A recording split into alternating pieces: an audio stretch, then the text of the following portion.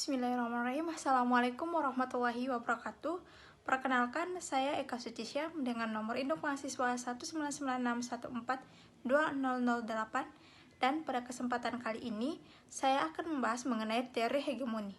Baik, langsung saja pada kesempatan kali ini, di mana apakah yang lebih berpengaruh terhadap perekonomian internasional? Kita semua tahu, dalam perekonomian internasional ada negara yang mendominasi dan ada negara yang tidak bisa berkembang. Apakah negara yang mendominasi tersebut betul-betul murni menggunakan teori ekonomi, atau dia sudah melompat lebih jauh kepada penggunaan hegemoni, baik hegemoni dominasi ataupun hegemoni ideologi? Nah, di mana kita tahu bahwa di dalam perekonomian internasional atau dalam ekonomi internasional ada negara-negara Eropa atau negara-negara Barat seperti Amerika mendominasi perekonomian.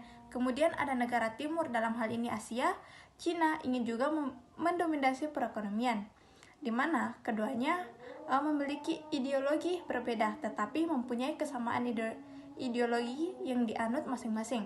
Kesamaan yang dianut adalah dengan menggunakan sistem kapitalisme sebagai mana yang diajarkan Barat dengan menggunakan sistem politik yang digunakan sistem komunis Cina. Baik, langsung saja, di mana hegemoni ekonomi dunia dalam hal ini yaitu USA, China, Germany, di mana kita bisa melihat atau kita bisa lihat perdagangan yang dimulai pada tahun 1960-an, di mana Amerika sudah menjadi eksportir terbesar. Jadi sudah bisa kita lihat bahwa Amerika mendominasi perdagangan. Dan di sini muncul pertanyaan, mengapa demikian bisa terjadi? Ya, karena Amerika adalah pemenang perang dan dia bisa melakukan apa saja untuk bisa mendominasi perekonomian dunia. Seperti bisa kita lihat pada diagram yang ada pada layar. Dan kemudian setelah Amerika ada Germany, kemudian ada Inggris, Prancis, dan Jepang. Pada tahun 1970-an, rata-rata negara yang menguasai perekonomian adalah negara-negara Barat yang menggunakan teori Barat atau model kapitalisme untuk membangun negaranya. Jadi dari sini kita bisa melihat bahwa negara-negara komunis pada saat itu belum bisa masuk bersaing dengan negara-negara kapitalis. Ya, seperti yang ada pada diagram yang ada pada layar. Nah, selanjutnya pada tahun 1990-an mulai muncul sebuah negara komunis yang baru yang bernama Cina dengan konsep politik komunis, tetapi konsep ekonomi yang ia bawa adalah kapitalisme, meninggalkan ideologi komunis. Dalam hal ekonomi membuat Cina bisa lebih cepat berkembang.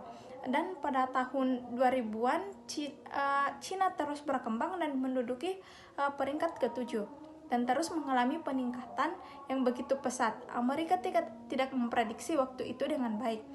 Dan pada tahun 2005 Cina terus mengalami peningkatan hingga menduduki peringkat ke-4, dan sejak saat itu terus mengalami peningkatan, dan pada tahun 2013 Cina menduduki peringkat pertama.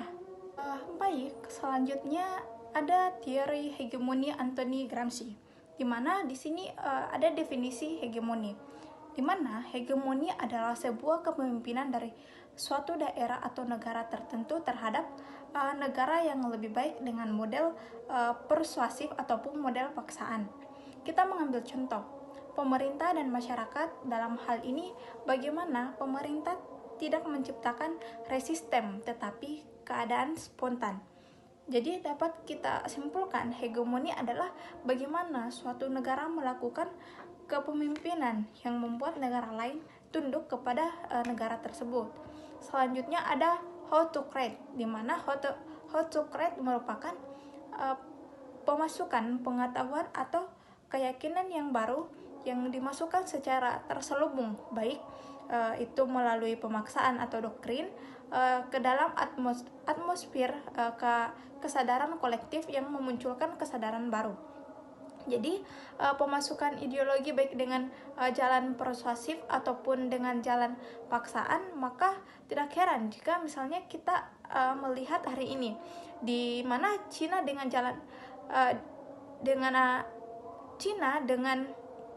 dengan ada yang namanya camp yang dilakukan pada bangsa atau suku Uyghur. Hal itu dilakukan untuk memasukkan ideologi secara paksa terhadap manusia. Selanjutnya ada jenis-jenis hegemoni, di mana di sini terdiri dari 3 hegemoni. Yang pertama itu hegemoni total integral, yang kedua hegemoni merosot, dan yang ketiga itu hegemoni minimum.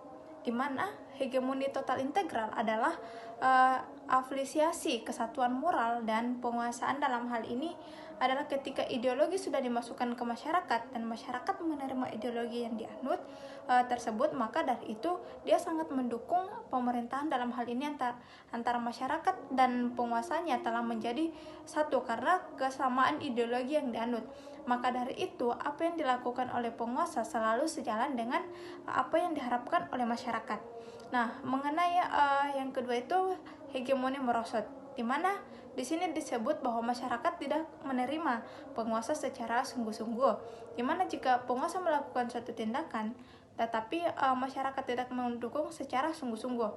Yang ketiga yaitu hegemoni minimum. Hegemoni minimum adalah campur tangan massa dalam keengganan, di mana masyarakat tidak mau campur tangan dengan urusan negara. Selanjutnya mengenai kebijakan ekonomi internasional Amerika, di mana di sini ada 3 kebijakan yang dikeluarkan oleh Amerika. Yang pertama itu hegemoni atau dominasi dan ideologi. Yang kedua itu World ID Business, dan yang ketiga adalah support WTO just for American welfare, not for a Commonwealth. Baik, selain Amerika, Cina juga mempunyai cara dalam meningkatkan perekonomian, di mana cara Cina yang pertama itu hegemoni obor atau jebakan utang. Yang kedua itu produk kompetitif, yaitu pengembangan produk Cina dalam dunia internasional. Yang ketiga perencanaan jangka panjang, dan yang keempat adalah stabilitas kepemimpinan.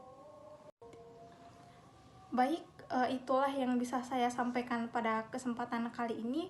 Lebih dan kurangnya mohon dimaafkan, dan saya akhiri dengan ucapan wabillahi taufiq wal hidayah. Wassalamualaikum warahmatullahi wabarakatuh. Salam sukses untuk kita semua.